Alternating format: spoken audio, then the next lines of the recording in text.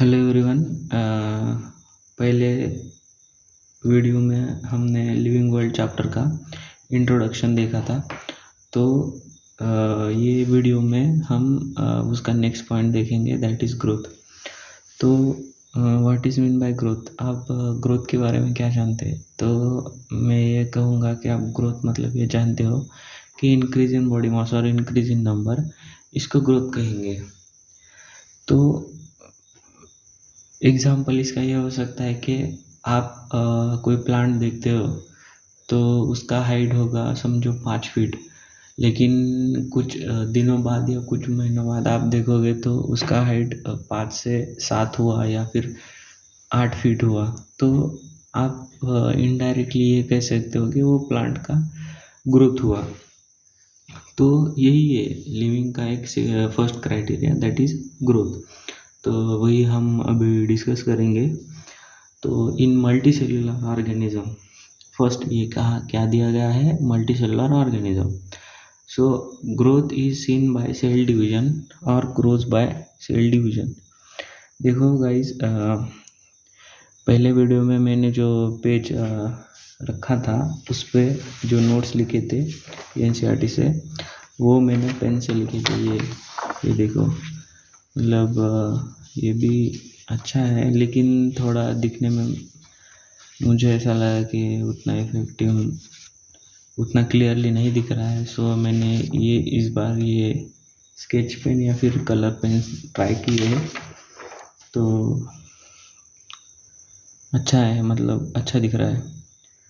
तो कहाँ थे अपन? हाँ, मल्टी सेलुलर ऑर्गेनिज्म।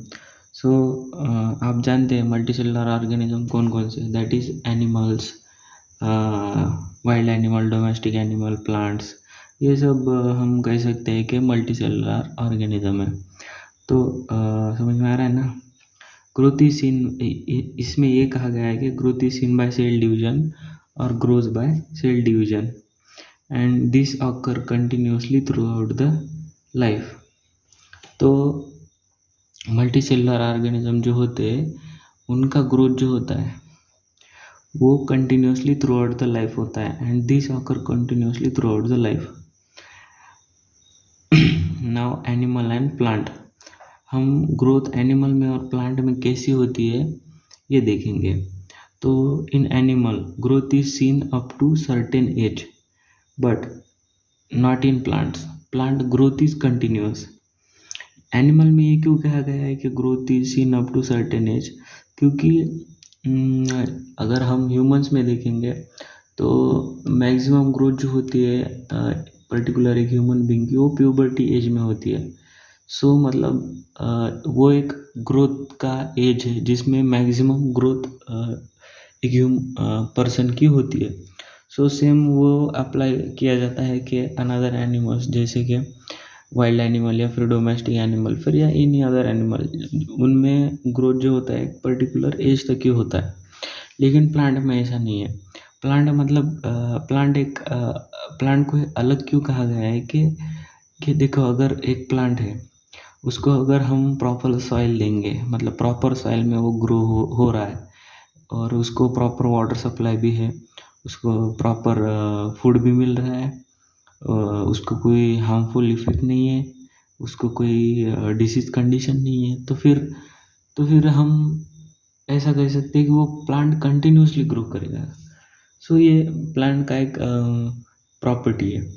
तो प्लांट्स में ग्रोथ कैसा होता है? जब तक वो प्लांट मर नहीं जाता तब तक वो प्लांट की ग्रोथ कंटिन्यूस रहती है। So now here growth and reproduction are mutually exclusive event. तो इन मल्टी सेलुलर ऑर्गेनिज्म में ऐसा कहा गया है कि ग्रोथ और जो रिप्रोडक्शन है वो क्या है, एक एक्सक्लूसिव इवेंट्स है। और ऐसा भी कहा गया है कि and also in living growth is intrinsic. Intrinsic मतलब क्या? इंट्रिंसिक मतलब अंदर से। ग्रोथ कैसी है? अंदर से होती है। मतलब अगर प्रॉपर न्यूट्रिशन, प्रॉपर प्रोटीन सब कुछ अपने बॉडी को मिलता है तो मतलब अंदर से मेटाबॉलिज्म रिएक्शन होता है ना, कैटाबॉलिज्म, एनाबॉलिज्म। सो उसकी वजह से ग्रोथ होती है, वो अंदर से दिखाई देती है। किसमें? मल्टी सेलुलर ऑर्गेनिज्म में। तो now unicellular organism, unicellular organism में क्या दिया गया है, your growth is seen by cell division. इसमें भी यूनिसेलुलर ऑर्गेनिज्म में भी ग्रोथ कैसी है, वो सेल डिवीजन से दिखाई देती है।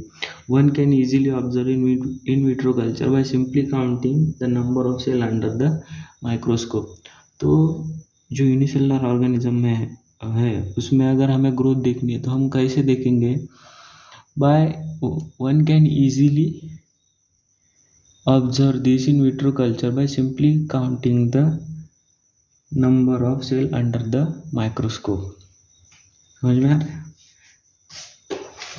So growth and reproduction,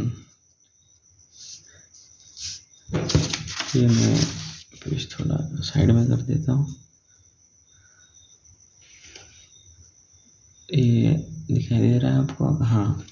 So number of cell under the microscope. Growth and reproduction are mutually inclusive properties or events। तो यहाँ पे जो ग्रोथ होता है यूनिसेलुलर ऑर्गेनिज्म का और रिप्रोडक्शन यूनिसेलुलर ऑर्गेनिज्म का, वो क्या है, म्यूचुअली इंक्लूसिव प्रॉपर्टीज़ है।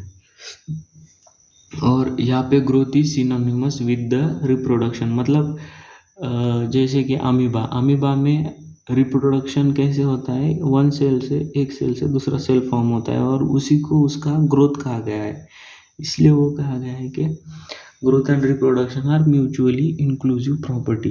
Here growth is synonymous with reproduction. One must remember that increase in body mass is consider as growth. मतलब यहाँ पे हम इंक्रीज इन बॉडी मास को भी बोलते हैं कि ग्रोथ है, बट अगर हम ऐसा बोलेंगे कि increase in body mass is consider as growth, तो non living object also grow if we take increase in body mass is a criteria of growth. जो increase in body mass is consider as growth, ये जो criteria है, अगर हम ऐसा consider करेंगे कि increase in body mass it is a criteria of growth, then it can also apply to the non living thing. और उसका एग्जांपल ऐसे दिया गया है कि माउंटेन्स जो कंटिन्यूसली सॉइल अकुमुलेशन की वजह से उनकी जो हाइट बढ़ती है, वो फिर उनका ग्रोथ कहा जाएगा। लेकिन ये बात सही नहीं है, इसलिए हम ऐसा कहेंगे कि increase in body mass, non living object also grow if we take increase in body mass is a criteria of growth. In non living, तो इन नॉन लिविंग में ग्रोथ कैसे दिखाई देती है? Growth can seen accumulation of material on the surface. Non living में growth कैसे दिखाई देगी कि अकुमुलेशन ऑफ, उनके ऊपर जब अकुमुलेशन ऑफ मटेरियल होगा तो उनकी ग्रोथ दिखाई देगी, या फिर इनके, वही मैंने जो एग्जांपल दिया माउंटेन और सैंड का। But in living growth is from inside और intrinsic. Non living growth is extrinsic. Non living में जो ग्रोथ होती है वो एक्सट्रिंसिक होती है, और लिविंग थिंग में ग्रोथ जो होती है वो इंट्रिंसिक होती है। Growth is seen in both living and non living. It is a characteristic feature and not a defining feature. तो हमने स्टार्टिंग में देखा है कि हम ग्रोथ को कैरेक्टरिस्टिक फीचर बोलेंगे बट डिफाइनिंग फीचर नहीं बोलेंगे, क्योंकि कैरेक्टरिस्टिक फीचर दोनों में दिखाई दे सकते हैं, जैसे कि लिविंग और non living. But defining feature जो होते हैं वो सिर्फ लिविंग में ही दिखाई देंगे।